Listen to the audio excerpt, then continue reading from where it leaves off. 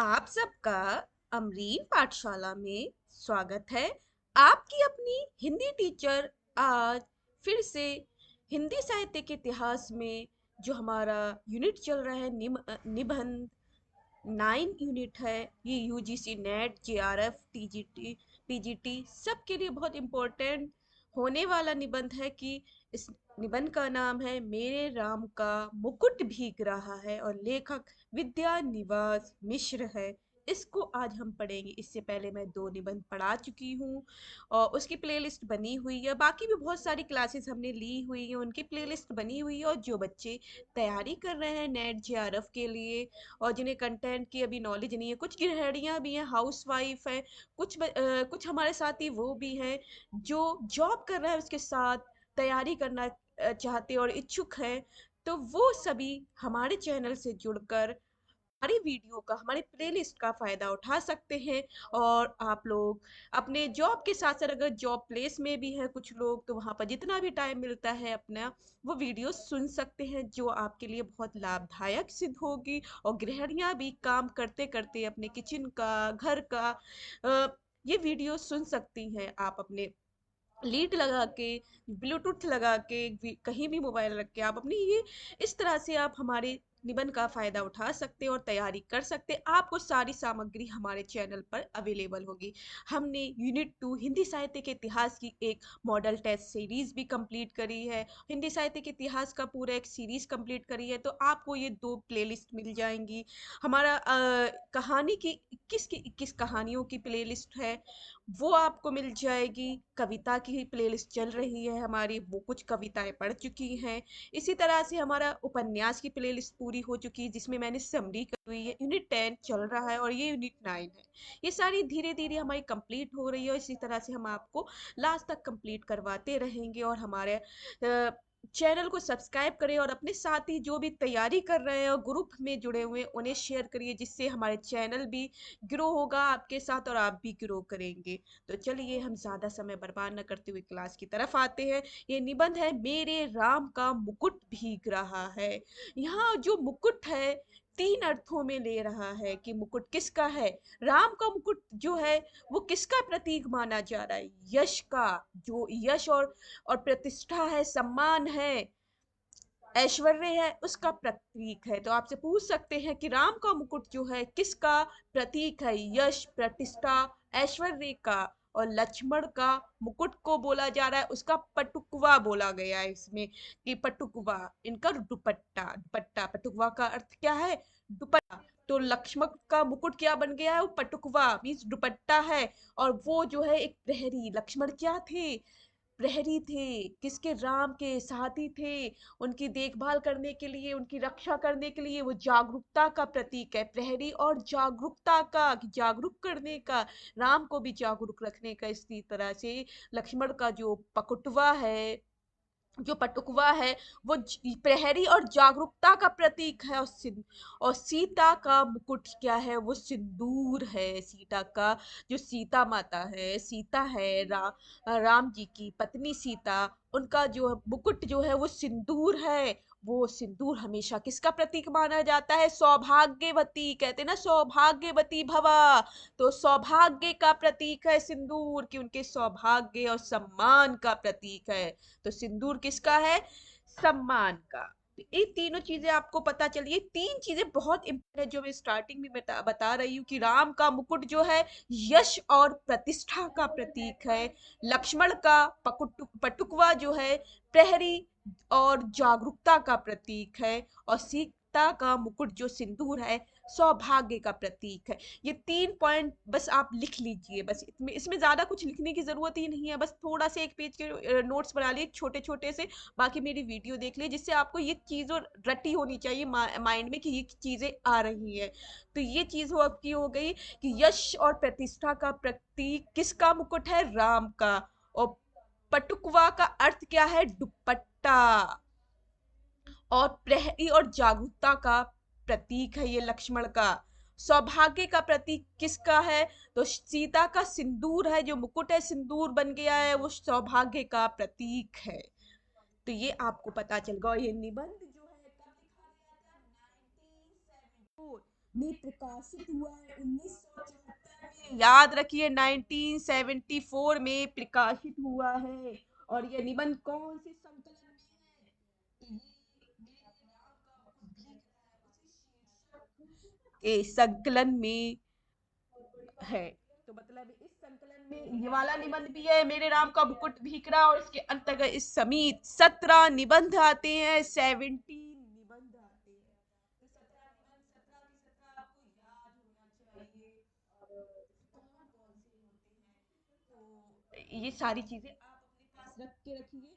एक बात और बताना चाहूंगी, इसे स्टार्ट करने से पहले और आगे बढ़ने से पहले, मैं चलो सबसे पहले पीडीएफ की तरफ चलती है, जिससे आपको चल जाए कि विद्या निवास मिश्र का जो निबंध है, मेरे राम का मुकुट भीग रहा है। मुकुट किसका है? प्रतिष्ठा का प्रतीक है। और ये कैसा निबंध है? ललित निबंध है। कैसा निबंध है? ललित निबंध है। तो विद्या निवास मिश्र जो है, मिश्र, ये ललित निबंधकार है। कैसे निबंधकार है? ललित निबंधकार है।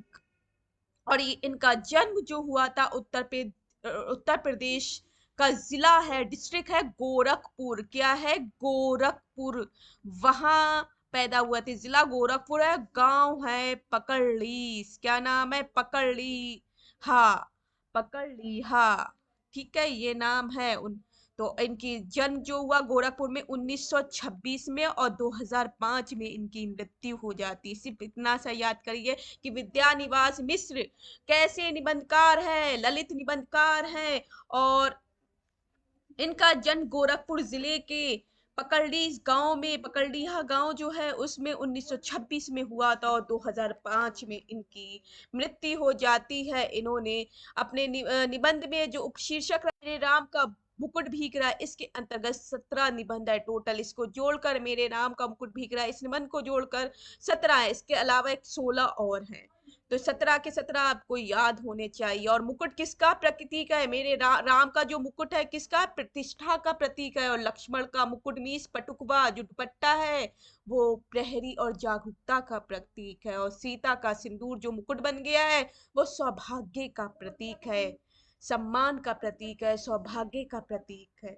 ये आपको सतीत्व का सम्मान, सतीत्व भी लिख सकते हैं, सौभाग्य और सतीत्व का, कि वो अपने सतीत्व को बचा के रखना चाहती थी, उसका प्रतीक है उनका सिंदूर जो है। तो इसमें एक लाइन दी गई है, आप देख सकते हैं कि राम के वनवास की करुणा से व्याकुल अवध प्रदेश के जनमानस की व्यथा को स्वर प्रदान करते हुए आधुनिक महानगरीय जीवन में असुरक्षा पर भी चिंता व्यक्त की है।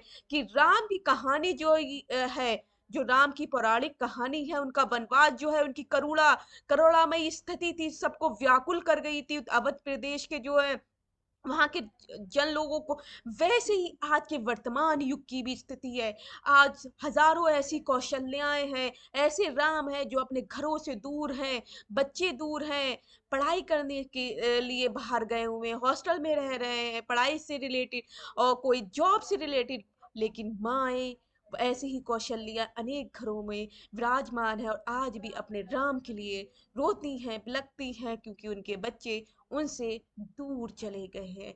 तो यह आधुनिक महानगरीय जीवन में असुरक्षा पर भी चिंता व्यक्त की है, कि आधुनिक महानगरीय से जो है वहां का जीवन है, लाइफ स्टाइल है, कैसा उस पे असुरक्षा का भाव बना हुआ है। चिंता इस तरह से उन्होंने दो चीजों को, दो युगों को मिलाया हुआ है। किसने? विद्यानिवास मिश्र ने। एक तो राम के समय को मिलाया हुआ, और आज की वर्तमान स्थिति, दोनों के।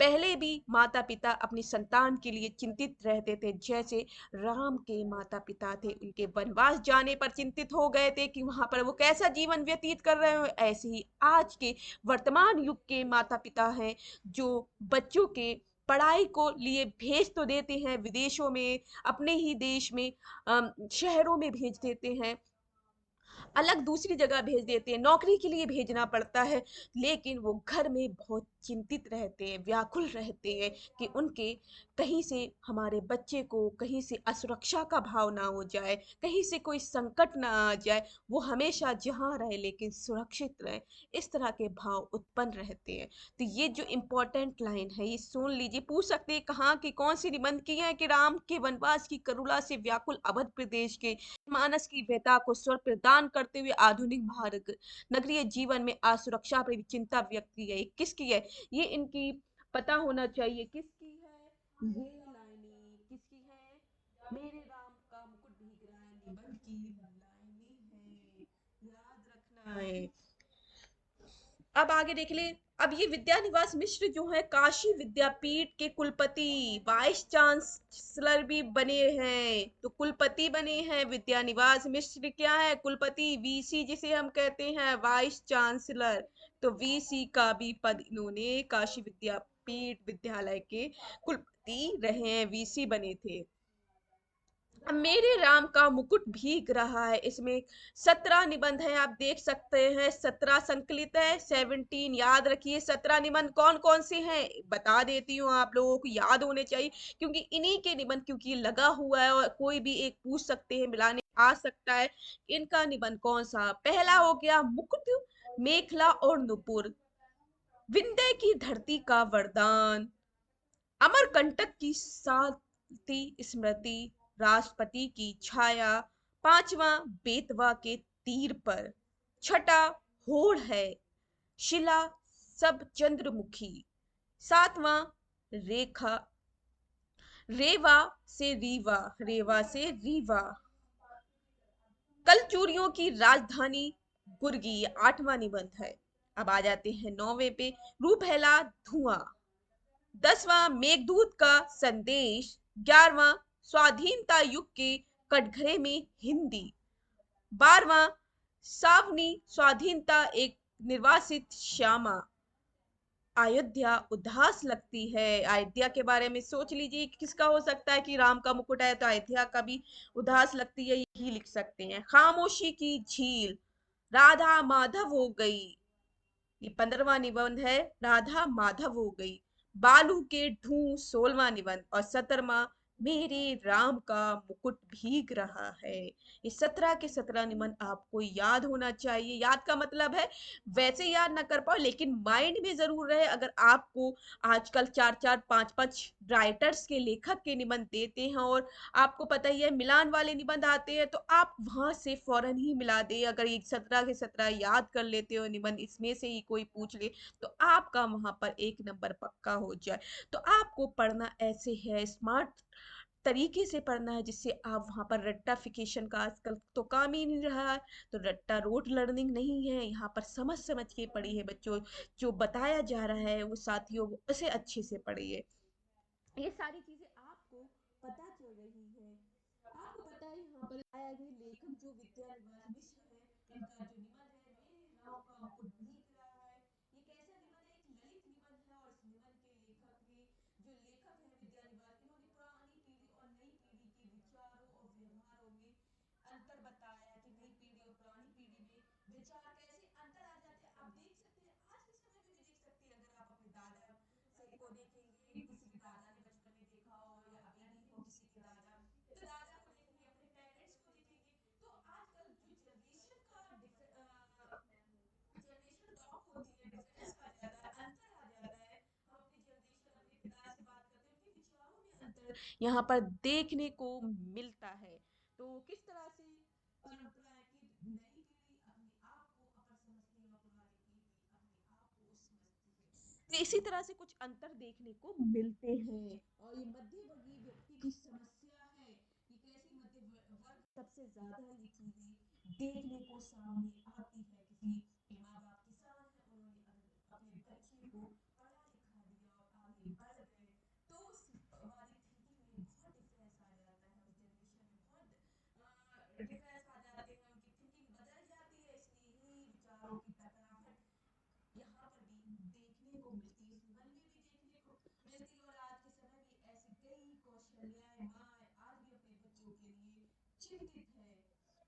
और इसी पे एक पौराणिक कहानी, जो राम की पौराणिक कहानी है, उसे का आधार बनाते हुए विद्यानिवास मिश्र ने आज के समय वर्तमान युग की स्थिति को उन्होंने जोड़ा है। ये निबंध बहुत अच्छा निबंध है।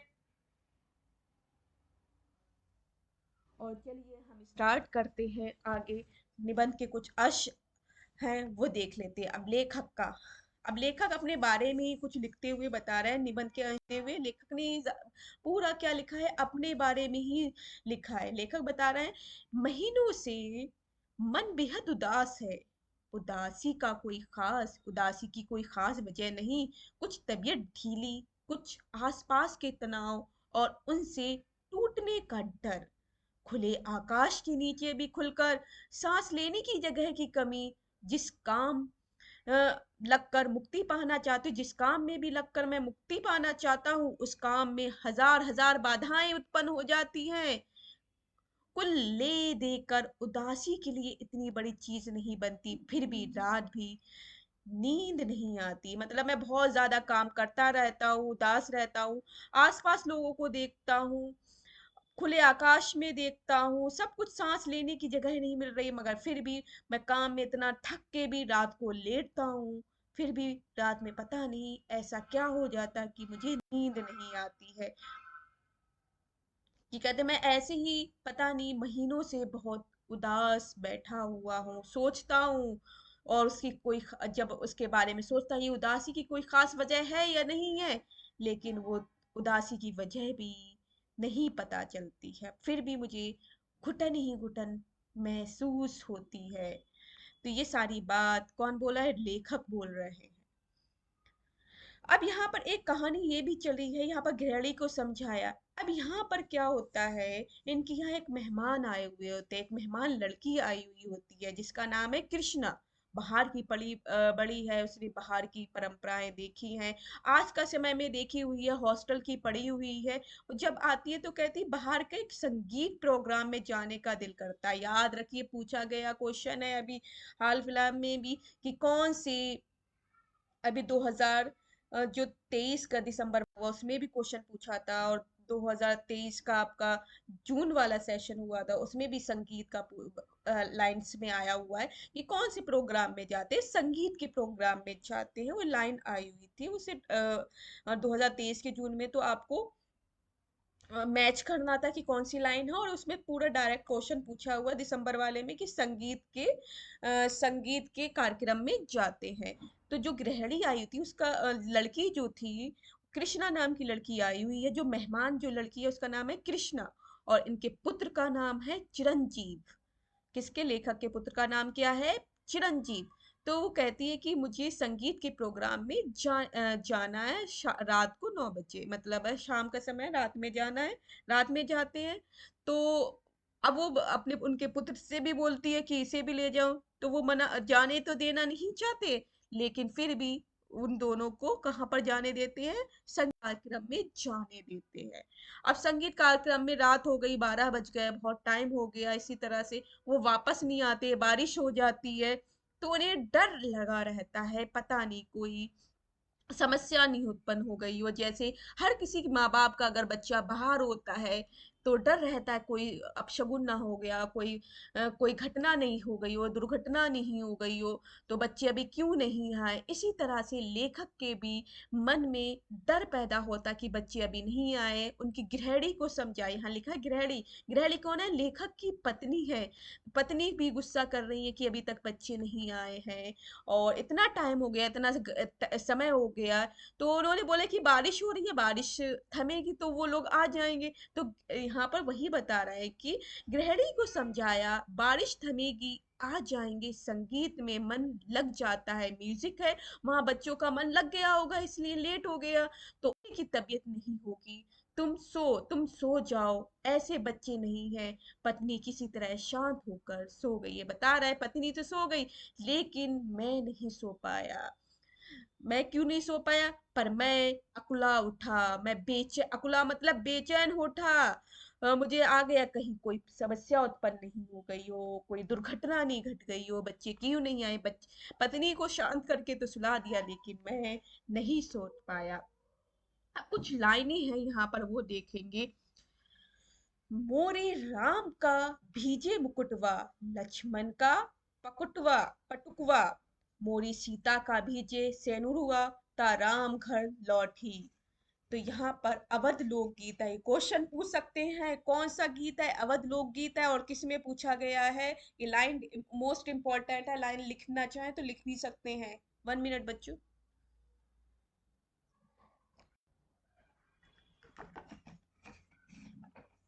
सॉरी।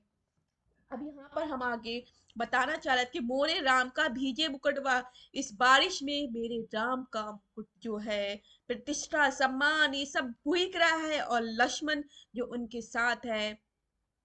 यहाँ पर राम को संबोधित रामचरितमानस की पंक्तियां हैं और यहाँ पर ली गई हैं। पूछ सकते हैं कौन सी उसकी पंक्तियां हैं, तो रामचरितमानस की पंक्तियां हैं। और यहाँ पर लेखक ने इसे अपने निबंध में डाला है। मोरे राम का बीजे मुकुटवा, लक्ष्मण का पटुकवा, बीच दुपट्टा भीग रहा है, मोरी सीता के भीजे सेनुरुआ, राम घर लौटी। तो मेरे मेरे सीता का सिंदूर भीग रहा है, मेरे लक्ष्मण का दुपट्टा भीग रहा है, मेरे राम का मुकुट भीग रहा है, इस बारिश में सब कुछ भीग रहा है। और मेरे पता नहीं राम, यहाँ पर ये जो माँ है वो बोल रही है, पता नहीं कैसे ही राम की माँ सोच रही है कि पता नहीं इस बारिश में मेरे राम कैसे होंगे, लक्ष्मण कैसी होगी, और मेरी पुत्र वधु जो है मेरी सीता कैसी होगी, वो कहीं परीक्षाओं में होंगे या नहीं होंगे, या बारिश में ही भीग रहे, उन सबको उनकी रक्षा करे। और आज ही यहाँ पर ये गीत उन्हें याद आ रहा है, और वो सोच रहे ऐसे ही मेरा बेटा गया हुआ है, बारिश बाहर हो रही है, पता नहीं किस हाल में होंगे, सही होंगे या नहीं होंगे, उन्हें भगवान सही रखे, कोई दुर्घटना ना घटी हो। ऐसे ही मन उनका सबसे ज्यादा व्याकुल हो रहा है। यहाँ पर विद्यानिवास मिश्र उसको अपने आप से जोड़ रहे हैं। अब इसी तरह से एक गीत और बताना चाह रहे कि लेखक यहाँ बोलते हैं, लेखक बता रहे हैं बचपन में, लेखक जो है विद्यानिवास मिश्र बोल रहे हैं कि बचपन में दादी नानी गीत गाती थी, मेरी दादी और नानी एक गीत गाती थी। क्वेश्चन पूछ सकते हैं कौन सा गीत गाती थी। मेरे लाल, मीस लेखक का कैसा वनवास मिला था, मेरे लाल को कैसा वनवास मिला था। तो यहाँ पर लेखक बता रहा है कि जब मैं बाहर पढ़ने के लिए गया था, जब मैं पढ़ रहा था, बाहर रहता था, तब मेरी दादी नानी भी कहती थी मेरे लाल को कैसा वनवास मिल गया, कि मैं मीन्स तब मैं उनकी स्थिति को नहीं समझ पाता, जब मेरी दादी नानी मेरे लिए गीत गा रही थी कि मेरे लाल को कैसा वनवास मिल गया, वो घर से दूर है, पढ़ाई के लिए गया हुआ, लेकिन आज उसका मतलब मुझे आज समझ में आया, जब मेरे ही बच्चे बाहर गए हुए हैं, उनको डर लग रहा है, पता नहीं वो किस हाल में, तो उनकी स्थिति आज मुझे पता चल रही है। इंपॉर्टेंट है बच्चों, मेरे लाल का कैसा वनवास, लाल किसे संबोधित किया गया है, लेखक को किया गया है। पूछ सकते हैं और कौन गाती थी, दादी नानी। कौन से निबंध से लिया गया है, मेरे राम का मुकुट भीग रहा है। ये क्वेश्चन याद रखिए, इसी तरह से बीच बीच में से पूछ सकते हैं। अब आगे निवास मिश्र बोल रहे हैं कि आने वाली पीढ़ी पिछली पीढ़ी को पिछली पीढ़ी की ममता की पीड़ा नहीं समझ पाती, और पिछली पीढ़ी अपनी संतान के संभावित संकट की कल्पना मात्र से उद्विग्न हो जाती है, मीज व्यथित हो जाती है। आने वाली जो पीढ़ी है, न्यू जनरेशन, आने वाली पीढ़ी जो पिछली पीढ़ी होती है, पुरानी पीढ़ी जो होती है, पिछली वाली जनरेशन जो होती है, उसकी ममता की पीड़ा नहीं समझ पाती। उस समय वो अपने आप में इतने मस्त होते हैं, अपने आप को सुपरमैन की तरह समझते हैं। वो पिछली पीढ़ी जो है अपने माता पिता दादा नानी के भावों की ममता जो है, उनके उनके प्यार को अच्छे से नहीं समझ पाती। लेकिन जब उनकी संतान होती है, जब बड़े होते हैं, जब वो खुद ही माता पिता बनते हैं, तब उनको उस संकट को समझ में आता है कि उस कल्पना मात्र से ही, कल्पना करते ही डर जाते हैं, पता नहीं क्या दुर्घटना घटी हुई। इसी तरह से वो दो जनरेशन के गैप के अंतर को बताया गया है। वहां पर यहाँ पर थॉट्स बताए गए, दो जनरेशन की आने वाली पीढ़ी पिछली पीढ़ी की ममता की पीड़ा नहीं समझ पाती, और पिछली पीढ़ी अपनी संतान के संभावित संकट की कल्पना मात्र से उद्विग्न हो जाती है। तो ये सारी चीजें यहाँ बता रहे हैं, व्यथित हो जाती है। अगला बोल रहे हैं यहाँ पर लड़की। अब यहाँ पर है उस लड़की जो कृष्णा है, लड़की दिल्ली विश्वविद्यालय के एक कॉलेज में पढ़ती है, लड़का संकट बोर्ड की कविताएं लिखता है। अब यहाँ बोला कि मेरा लड़का जो है वो तो संकट बोध की कविताएं लिखता है, और लड़की जो है विश्वविद्यालय जो गई हुई है, एक कॉलेज में पढ़ती है, दिल्ली विश्वविद्यालय, दिल्ली यूनिवर्सिटी के कॉलेज में पढ़ती है। लड़की तो हर एक पराई होती, इंपॉर्टेंट है यहाँ पर, सबसे ज्यादा इंपॉर्टेंट, लड़की तो हर एक पराई होती है, धोबी की मुटरी की तरह है। मुटरी का अर्थ है यहाँ गठरी, जैसे धोबी की गठरी जो होती है कपड़ों की, वहां पर हर घर के कपड़े उसके धुलने के लिए तो आते हैं, धोबी की मुटरी बन जाते हैं, लेकिन वो धुलकर, प्रेस होकर, इस्त्री होकर, आयरन होकर दूसरों के घर अपने अपने वापस चले जाते हैं, अपने घर चले जाते। तो लड़की को की तुलना किससे की? धोबी की मुठरी में, धोबी की गठरी से की है। तो याद रखना, लड़की हर एक पराई होती है, धोबी की मुठरी की तरह। घाट पर खुले आकाश में कितने दिन फहराएगी, कितने दिन फहराएगी, मीन्स कपड़े धुलेगी अपने घर में। घाट पर का मतलब यहाँ पर लिया गया है अपने घर में, जब तक वो अपने मायके में है, जब तक उसका विवाह नहीं हुआ है, तो कब तक आकाश में कितने दिन फहराती रहेगी। अंत में उसे गृहिणी बनने जाना ही है। अंत में क्या है, उसे अपने घर जाना ही है, कपड़े धुलकर वो अपने अपने घर चले जाते हैं, मीन्स हाउसवाइफ बनने के लिए जाना ही है। तो लड़की की तुलना गट धोबी की गठरी की तरह, मुठरी मतलब गठरी की तरह की है। तो याद रखना है इस चीज को। फिर आगे बोलते हैं, मन फिर घूम गया। यहाँ पर विद्यानिवास मिश्र आगे बोल रहे हैं, अब मन फिर घूम गया कौशल्या की ओर। लाखों करोड़ों कौशल्याओं के द्वारा मुखरित एक अनाम अरूप कौशल्या की ओर। पर क्या बात है कि मुकुट अभी भी उनके माथे पर बंधा है, और उसी के भीगने की इतनी चिंता। ये पूछ सकते हैं लाइनें कहाँ से ली गई हैं, तो ये लाइनें मेरे राम का मुकुट भीग रहा है से ली गई है। यहाँ पर बताना चाह रहा है विद्यानिवास मिश्र कि मन फिर से घूम गया कौशल्या की ओर, राम की माता जो है कौशल्या की ओर। ऐसी लाखों करोड़ों कौशल्याएं आज भी हैं, वर्तमान युग में भी हैं। वो देख रही हैं बात बार अपने बच्चों की तरफ, कि बच्चे उनके उनसे दूर नौकरी करने के लिए गए हुए हैं, पढ़ाई करने के लिए गए हुए, हर तरह से दूर है, और उनके मात उनकी कल्पना मात्र से डर जाती है कि बच्चे कैसे होंगे, कोई दुर्घटना नहीं हो गई। तो उनके माथे पर बंधा है, और मुकुट सबके माथे पर आज भी विराजमान है। मुकुट किसका है? प्रतिष्ठा, सम्मान। तो इसी तरह के बच्चे प्रतिष्ठित होंगे, ये सम्मान पा रहे होंगे या नहीं पा रहेंगे, उसको बचाए रखेंगे या नहीं रखेंगे। इस तरह से आज का माँ भी जो है वो भी कौशल्या ही है। और और जो पुराने राम थे, और जो राम है आज के बच्चों के रूप में आ गए हैं। अब आगे बोलते हैं विद्यानिवास मिश्र, क्या बात है कि आज भी काशी में रामलीला आरंभ होने से पूर्व एक निश्चित मुहूर्त में,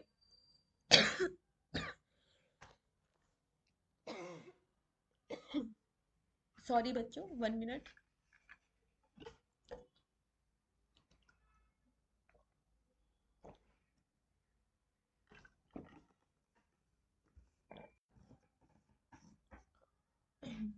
क्या बात है कि आज भी काशी में रामलीला आरंभ होने से पूर्व एक निश्चित मुहूर्त में मुकुट की पूजा सबसे पहले होती है। क्या बात है कि आज भी वनवासी धनुर्धर राम ही लोकमानस के राजा राम बने हुए हैं। कहीं ना कहीं इन सब के बीच एक संगति होनी चाहिए कि एक आज भी क्या है, मुकुट की आज भी पूजा होती है। क्यों होती है? मुकुट प्रतिष्ठा का प्रतीक है, ऐश्वर्य का प्रतीक है। कि अगर कोई आज के समय में भी जिसके पास ऐश्वर्य है, रिच है, अच्छे गुण है, उसकी पूजा आज भी उसे लोग पूछते हैं। ये सारी बात आज भी यहाँ पर वो क्या कर रहे हैं, तुलना कर रहे हैं। अब यहाँ पर बताना चाह रहे हैं विद्यानिवास मिश्र, मुकुट, दुपट्टा और सिंदूर के भीने की आशंका अभी भी साल रही है। मीन्स मुकुट है, प्रतिष्ठा, दुपट्टा मीन्स जो दुपट्टा किसका है? लक्ष्मण का दुपट्टा है। और किसका प्रतीक है? प्रहरी और जागरूकता। जागरूकता हो गई, प्रतिष्ठा हो गई, सिंदूर मतलब क्या हो गया? सतीत्व, सौभाग्य। ये सारी तीनों चीजें आज भी विद्यमान है। आज के समय में, वर्तमान समय में आप देख सकते हैं भीगने की आशंका अभी भी साल रही है, अभी भी छाई हुई है।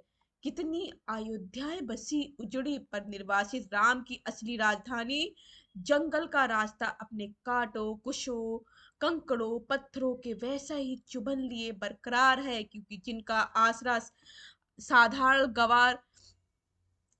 गवार आदमी भी लग सकता है, वे तो सादा निर्वासित रहेंगे, हर शहर राज्यों से दूर जाते रहेंगे। यहाँ पर बताया कि राम को जो दिखाया गया प्रतिष्ठा सम्मान में, उन्हें जिस तरह से उनका सबसे पहले उनका तिलक हो रहा था, राजगद्दी आ रही थी, लेकिन जब उन्हें 14 वर्ष का वनवास क्यों दिया गया है, कि हर किसी को समस्याओं से जूझकर उन्हें पता चलना चाहिए किस तरह से ये आप इस योग्य हैं या नहीं है, इसलिए उन्हें 14 वर्ष का वनवास दिया गया, उन्हें मिला, उन्होंने संकटों को झेला और अंत में फिर वो राजा बनते हैं। तो उसे उन्हें के असली मायने पता है, और आज के समय में भी वही देखेंगे, अगर किसी को बैठे बिठाए बहुत माल पैसा सब कुछ मिल जाए तो उसका कोई भी उसके लिए मतलब नहीं रहता है, लेकिन अगर वही चीज वो अर्जित किस तरह से कर रहा है, वो अपनी मेहनत के दम पर पढ़ाई करके और इसी तरह से उस योग्य बन जाता है और राजा बन जाता है, और जिस मुकाम को पाना चाहता है वो पा लेता है, तब उसको उस चीज का एहसास होता है किस तरह से मिली है। वैसे ही उनको जोड़ते हुए पुराने समय के राम के सारी चीजों को जोड़ते हुए आज के वर्तमान युग को, उन दोनों को यहाँ पर जोड़ने की कोशिश कर रहा है कि आज में ही भी कितने ही निर्वासित राम आपको घर घर हर राज्य से दूर मिल जाएंगे, हर राज्य से दूर जाते हुए मिल जाएंगे राम, क्योंकि वो ही राम कोई पढ़ने के लिए गया है, कोई नौकरी की तलाश में गया हुआ है, इसी तरह से राम जाते रहते हर युग में आपको ये राम जरूर मिलेंगे। ये सारी चीजें बताई यहाँ पर, अपने कांटों से मीस कंकड़ मुश्किलों का सामना करते हुए, कंकड़ पत्थरों का, इसी तरह से वो जो रास्ते में मिल रहे हैं, उनके रास्ते में जो पढ़ाई कर रहे हैं, किसी भी इतनी भी मुसीबतें आ जाए लेकिन उसे वो पार कर लेते हैं, अंत में अपने लक्ष्य तक पहुंच जाते हैं। अब यहाँ पर आगे कौन बता रहा है, विद्यानिवास मिश्र सोच रहे हैं, क्या सोच रहे हैं देखते हैं। सोचते सोचते लगा कि इस देश में ही नहीं, पूरे विश्व की एक कौशल्या है जो हर बारिश में बिसूर रही है। मोरे राम का भीगे मुकुटवा, मेरे राम का मुकुट भीग रहा है। कह रहे हैं कि यहाँ पर इस देश में नहीं, पूरे विश्व में, पूरी दुनिया में हर एक कौशल्या है, और जो हर बारिश में बोल रही है कि मेरे राम का मुकुट जो है भीग रहा है, प्रतिष्ठा भीग रहा है, क्योंकि सभी के बच्चे आज के समय में बाहर पढ़ने के लिए, नौकरी के लिए जा रहे हैं। मेरी संतान ऐश्वर्य की अधिकारिणी संतान वन में घूम रही है, कि वो संतान ऐश्वर्य प्राप्त करने के लिए कहाँ संतान वन में घूम रही है, जंगलों में घूम रही है, मतलब है शहरों में, दूसरे शहरों में, देशों विदेशों में घूमे जा रही है। उसका मुकुट ऐश्वर्य भीग रहा है, उसका जो मुकुट है वो ऐश्वर्य से भीग रहा है। किससे भीग रहा है? ऐश्वर्य से भीग रहा है, प्रतिष्ठा सम्मान से भीग रहा है। मेरे राम कब तक घर लौटेंगे नहीं पता। यहाँ बोले मेरे राम का सेवक का दुपट्टा। राम के सेवक कौन है, यहाँ हमसे पूछ सकते हैं कि राम के सेवक कौन है, तो राम के सेवक कौन है? लक्ष्मण। लक्ष्मण का दुपट्टा भीग रहा है, तो दुपट्टे का मतलब प्रहरी है। लक्ष्मण किसके रूप में गए हैं? प्रहरी साथी के रूप में गए हैं। लक्ष्मण का जागरूकता के रूप में गए हैं, तो उनका राम के सेवक का दुपट्टा भीग रहा है। पहरुए मतलब, पहरुए का मतलब भी यहाँ सेवक और पहरुए दोनों का मतलब है। यहाँ सेवक का दुपट्टा भीग रहा है या पहरुए का कमरबंद भीग रहा है, उसका जागरण भीग रहा है। तो जागरण मतलब है, तो जागरण रखना, तो कमरबंद मतलब जागरण ही हो गया एक तरीके से। ये सारी चीजें पूछ सकते हैं। तो जागरण भीग रहा है, ये सारी चीजें आज भी भीग रही हैं। मेरे राम की सहचरणी, राम की पत्नी कौन है? सहचरनी, साथ रहने वाली सीता का सिंदूर भीग रहा है, उसका सौभाग्य भीग रहा है, उसका सतीत्व भीग रहा है, उसका अखंड सौभाग्य भीग रहा है। मैं कैसे धीरज रख करूं? ऐश्वर्य और निर्वासन साथ साथ चलता है। यहाँ पर इंपॉर्टेंट लाइन है, या परंतु ऐश्वर्य और निर्वासन साथ साथ चलता है, ये किस निबंध की लाइनें हैं, पूछ सकता है। ये एक लाइन देकर भी मेरे राम का मुकुट भीग रहा है, इसकी लाइन है। ये लाइन देख के आपको पूछ सकते हैं, ये इंपॉर्टेंट लाइनें कुछ हैं जो आपको पूछ सकता है। तो परंतु ऐश्वर्य और निर्वासन साथ चलता है। जहाँ ऐश्वर्य होता है, सम्मान होता है, वहां पर निर्वासन जरूर होता है, क्योंकि बिना निर्वासन की ऐश्वर्य नहीं मिलता है। जैसे राम को ऐश्वर्य कब प्राप्त हुआ, राजा कब बने, जब उन्होंने 14 वर्ष का निर्वासन किया, उसके बाद ही उन्हें वो सम्मान मिल पाया और राजा अंत में राजा बन पाए। ऐसे ही आज के समय में ऐसे ऐश्वर्य को प्राप्त करने के लिए घर से निर्वासन होना ही पड़ता है। संतान को पढ़ने के लिए दूर देश में, विदेश में, दूर शहरों में पढ़ने के लिए, कुछ काम करने के लिए निर्वासित होना ही पड़ता है। ऐश्वर्य और निर्वासन साथ साथ चलते हैं, यहाँ पर बताया गया। जिसे ऐश्वर्य जिसे ऐश्वर्य सौंपा जाने को है, उसको निर्वासन पहले से बंधा है। जिसे ऐश्वर्य मिलना है तो उसका निर्वासन पहले से ही बंधा हुआ है। जिन लोगों के बीच रहता हूँ, यहाँ पर बता रहे हैं, यहाँ पर लेखक बोल रहा है कि जिन लोगों के बीच रहता हूँ वे सभी मंगल नाना के नाती। यहाँ मंगल का मतलब किसी का नाम नहीं है, किसी ग्रह का नाम नहीं है। मंगल का मतलब शुभ, शुभ, अच्छा।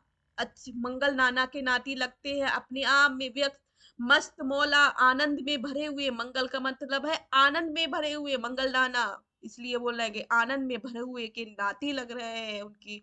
नाती का मतलब क्या होता है? मतलब बेटी का बेटा, बेटा का बेटा, तो नाती हो गया। तो यहाँ पर मंगल किसी का नाम नहीं है, मंगल का मतलब है सुख से, जो सुख है उसके नाती लग रहे हैं। मेरे जैसे आदमी को वे निराशावादी समझकर अपराधी से बाहर ही रखते हैं। और मुझे क्या कहते हैं? निराशावादी हो। मेरे जो बच्चे हैं, यहाँ पर बोल रहे हैं, वो मंगल के नाती लगते हैं, सुख के नाती लगते हैं, और कहते हैं तुम तो निराशावादी, कोई आशा ही नहीं है, कोई होप ही नहीं है तुम्हारे अंदर, उस इस बिरादरी से तुम दूर ही हो। और लगता है कि कहीं उनका उन्हें भी दुख ना लग जाए, और उन्हें ऐसा डर लगता है कि इतने दुख भरे इंसान हैं, निराशावादी है, कोई आशा ही नहीं है, इच्छा ही नहीं है, कहीं इन्हीं की सारी चीजें हमारे अंदर भी नहीं आ जाए, तो इसलिए वो मुझे अपने से बहुत दूर रखते हैं। मैं अशेष मंगल कक्षाओं के पीछे से झांकती हुई दूर निवार शका कुल आंखों से झांकता हूं, मैं दूर से ही उन्हें देखता रहता हूँ, निहारता रहता हूँ। तो मंगल का सारा उत्साह फीक जाता। जब मैं देख भी रहा होता तो जो उन लोगों का जो आनंद है वो फीका पड़ने लगता, और बंदरबार ना दिखकर बटोरी हुई रस्सी की शक्ल में कुंडली मारे नागिन दिखती है, और उन्हें ऐसा लगने लगता है कि ये हमें एक जैसी सांप, कोई पीछे पड़ा हो, मुझे सांप की तरह रस्सी से लिपटा हुआ समझकर वो चुपचाप शांत हो जाते हैं। बंधन उन्हें हर चीज एक बंधन जैसे नजर आती है। अब तुलसी की एक पंक्ति है, यहाँ पर इम्पोर्टेंट है, अवधि में ही है, तो रामचरितमानस की पंक्ति इन्होंने अपने निबंध में डाली है। 1 मिनट।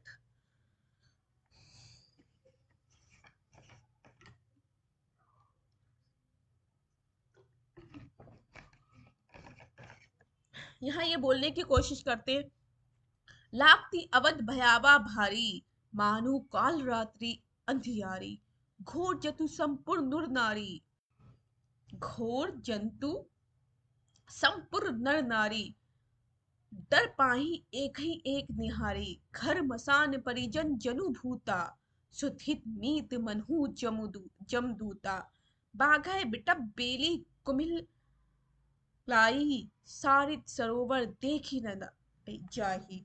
यहाँ पर बताना चाह रहे हैं कि जब राम को वनवास हो गया था 14 वर्ष का, तो जब जाते हैं अवध, अयोध्या जो है, वहां पर बहुत ज्यादा सा एकदम भया डरावनी जैसी लग रही थी।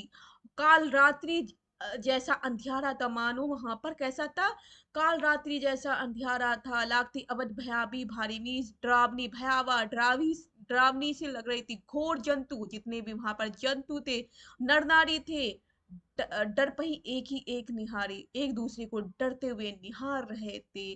घर माना, मीन्स घर जो है, सबके घर एक शमशान बने हुए, तो जंतु जो है वो परिजन और जनू जो थे सब भूत के समान थे, और घर मसान मतलब शमशान की जैसी लग रहे थे। ये सारी चीजें बताई, और जितने भी सरित सरोवर ये सारी चीजें उन्हें देखी ही नहीं जाती थी, वो सब हर जगह से शांत हो गए थे। तालाब, कुएं, सरोवर जितने भी सरती थे वो सब शांत पड़े हुए थे। ये सारी चीजें पंक्ति यहाँ बता रहे हैं, क्योंकि राम के जाने का दुख हर एक किसी को लग रहा था। अब वैसा ही दुख आज उन्हें अपने घर में लग रहा है, किसे, विद्यानिवास मिश्र को, क्योंकि उनके बेटे बच्चे बाहर गए हुए, एक मेहमान जो है वो भी बाहर गई हुई है। अब यहाँ पर बता रहे हैं विद्यानिवास मिश्र आगे कि राम भीगी तो भीगे, राम के उत्कर्ष की कल्पना भी ना भीगे। मीन्स राम भीग जाए तो उससे कोई मतलब नहीं, लेकिन उनकी जो कल्पना मात्र भी है, उत्कर्ष की कल्पना है, प्रतिष्ठा है, वो ना भीगे। वह बारिश में हर दुर्दिन रक्षित रहे। मीन्स चाहे वो बारिश हो, दुर्दिन मतलब बुरे दिन, दूर दिन, दिन है ना, मीन दुर मतलब बुरे, तो बुरे दिन हो, बारिश हो, सारे हर संकट में सुरक्षित रहे। नर के रूप में लीला करने वाले नारायण निर्वासन की व्यवस्था झेले, पर वह नर रूप में ही उनकी ईश्वरता का बोध दमकता रहे।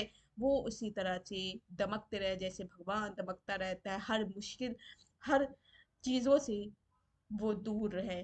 पानी की बूंदों की झालर में उसकी दीप्ति छिपने न पाए। जो उनका दीप्ति चमक है, पानी की बूंदों से वो कहीं छिप ना जाए। अब यहाँ पर बताने सीता से रिलेटेड है यहाँ पंक्तियां। सीता वन्य सीता वन्य पशु से घिरी हुई विजय में सोचती है। सीता जो जंगल में चली जाती है, वनवास हो गया है, सीता भी साथ है राम के, तो वन में, तो वन्य पशुओं से घिरी हुई विजन में सोचती है। क्या सोचती है, सबकी पीड़ा हो रही है, फिर सब मतलब है वो प्रेग्नेंट है, उसकी पीड़ा हो रही है, कौन इस वेला में सहारा देगा, कौन प्रसव के समय प्रकाश दिखलाएगा, कौन मुझे संभालेगा, कौन जन के गीत गाएगा। यहाँ बता रही है, अब सीता तो बेचारी वहां पर है। अब अब क्या हुआ, प्रतिष्ठा के रूप में सीता तो अपना स्त्रीत्व चाहती है, और अब उन्हें क्या, वनवास, 14 वर्ष के वनवास के बाद भी जब वो आ जाती है, फिर लक्ष्मण उन्हें फिर से उन्हें कहाँ पर छोड़ आते, उनका वनवास अब भी क्या है, पूरा नहीं हुआ है। लक्ष्मण 14 वर्ष के बाद लाके भी, रावण के बाद भी, फिर भी लोगों की बातों में आकर राम फिर से लक्ष्मण के हाथ सीता को जंगल में छुड़वा देते हैं। तब वो प्रसव की पीड़ा में हो रही होती हैं, और सोच रही थी अकेले में क्या होगा मेरा, ना मेरा कोई सहारा है, कौन मेरे, जब मेरा बच्चा जो है इस दुनिया में आएगा तो उसे कौन सहारा दिखाएगा, कौन प्रकाश रोशनी दिखाएगा, कौन मुझे समझेगा, मैं बिल्कुल अकेली हूँ, कौन में बच्चे के जन्म के गीत गाएगा। ये सारी वो अपने स्त्रीत्व को बचाना चाहती हैं, सतीत्व को बताना चाहती हैं, प्रतिष्ठा को बचाना चाहती है, अपने सौभाग्य का प्रतीक बनी रहना चाहती है। ये सारी बातें सीता यहाँ बोल रही है। शोभा से पूरी तरह हीन अयोध्या नगरी का वर्णन भभूति भभूति ने भभूति की कुछ पंक्तियां यहाँ पर ली है, पूछ सकते हैं रामचरितमानस की आई, और यहाँ पर भभूति की कुछ पंक्तियां उन्होंने ली। पुरा यत्र श्रोता पुल्लिन मधुना तत्र सरिता निवेशा शैलाना तद्यमिति बहु हृदयति। ये पंक्तियां किसकी है, पूछ सकते हैं कौन से निबंध में ली गई थी ये भभूति की पंक्तियां, आपके कौन से निबंध में है, मेरे राम का मुकुट भीग रहा है। अर्थात यहाँ इन दोनों लाइनों का अर्थ, अर्थात जहाँ प्रवाह था आज वहां नदी है, विपरीत हो गई है, नदी क्या हो गई है वहां पर, विपरीत हो गई है। बादल विरल हो गए हैं, पर्वतों का निवेश देखकर उनके अनुसार बुद्धि दृढ़ हो गई है। इन दोनों का अर्थ यही है। आगे बताना चाह रहे हैं विद्यानिवास मिश्र इस निबंध में, राम का मुकुट इतना भारी होता है कि इस बोझ से करा उठते हैं, इस वेदना से चित्कार में सीता के माथे का सिंदूर दमक उठता है। सीता का वर्चस्व जो है, तेज जो है, और प्रखर हो उठता है। यहाँ बता रहे हैं राम रावण को मारकर सीता को लाकर उन्हें वनवास में दोबारा से छोड़ देते, लेकिन फिर भी वो बहुत ज्यादा दुखी हैं। घर पे आने के, राजा बनने के बाद भी क्यों दुखी हैं, क्योंकि उनकी पत्नी दोबारा से कहाँ चली जाती हैं, वो जंगल में वनवास पूरा वनवास कर रही है, तो इसलिए उनको अपनी पत्नी की याद आती है, और किसी को ये चीज बता भी नहीं सकते, और वो छुप छुप कर अंदर रोया भी करते हैं। उनका उस उन आंखों से, उस वेदना से उनके सीते का माथे के सिंदूर जो है वो और भी दमक उठता है। यहाँ पर ये बताने की कोशिश कर रहे हैं। अगली है, अपने लड़के घर लौट आए हैं बारिश में नहीं संगीत में भीग कर। यहाँ पर क्या बताना चाह रहा है कि हमारे जो लड़के हैं, बच्चे हैं, घर लौट आए लेकिन बारिश में भीग कर नहीं, संगीत में भीग कर। मेरी दानी नानी के गीतों के राम लखन और सीता अभी अभी वन वन वन भीग रहे, और मेरी माता के जो दादी नानी के गीतों के राम और लक्ष्मण हैं और सीता हैं वो भी अब भी वनों में भीग रही है। लेकिन मेरे बच्चे तो लौट आए हैं बारिश में भीग कर नहीं, संगीत में भीग कर। यहाँ बताया कि 9 बजे संगीत सुनने गए थे। कितने बजे? 9 बजे संगीत सुनने के लिए गए थे। कितने बजे पूछ सकते हैं टाइम, तो याद रखना इंपॉर्टेंट है, नोट करके लिख लीजिए। और लड़की का नाम जो गई थी मेहमान लड़की, उसका नाम कृष्णा था, और लड़के का नाम थे। और सुबह 4 बजे, 9 बजे के गए हुए, सुबह कितने बजे आए? 4 बजे आए। तो ये टाइम जरूर याद रखिए। और लड़की, मेहमान लड़की थी, कृष्णा नाम की लड़की थी, और लेखक का पुत्र का नाम चिरंजीवी है। ये नाम याद रखिए, इम्पोर्टेंट नाम है। आगे है, मोरे राम का भीजे मुकुटवर, अमचूर की तरह विश्वविद्यालय जीवन की नीरसता में सूखा मन कुछ जरूर ऊपरी सतह पर ही सतह भीगता नहीं तो कुछ नम तो हो ही जाता है। महीनों की उमड़ी घुमड़ी उदासी बरसने बरसने को आ जाती है, बरसने बरसने को आ जाती है। मीन्स महीनों की जो उदासी है जिस तरह से, वो उसी तरह से बाद में मेरी आंसुओं के रूप में बरस जाती है।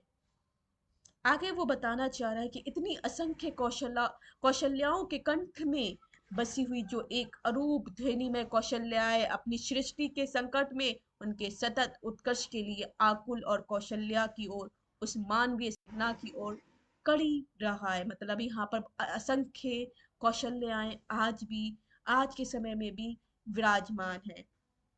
घास के नीचे दबी हुई, पर उस घास की महिमा अपरंपार है।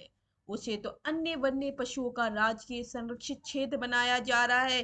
नीचे ढकी हुई रातों सैलानियों के घूमने के लिए है, वन्य पशुओं के प्रदर्शन के लिए, फोटो खींचने वालों की चमकती छवि यात्राओं के लिए बहुत ही रमणीक स्थली बनाई जा रही है। उस राह पर तुलसी और उनके मानस के नाम पर बड़े बड़े तमाशे होंगे, फुलझड़ियां दमकेंगी, सैर सपाटे होंगे, पर वह राह ढकी ही रह जाएगी, केवल चक्की का स्वर, श्रम का स्वर, ढलती रात में, भीगती रात में, अनसोए वात्सल्य का स्वर राह तलाशता रहेगा। किस ओर राम मुड़े होंगे बारिश से के लिए, किस ओर बता दो सखी। यहाँ पर अंत हो जाता है इस निबंध का, और ये बताने की कोशिश कर रहे हैं आज भी कई यात्राओं में, आज भी राम इसी तरह से चलते जा रहे हैं और वनवास काट रहे हैं, और कौशल्याएं इसी तरह से हैं जो आज भी पौराणिक कौशल्या की तरह आज वर्तमान युग की कौशल्या भी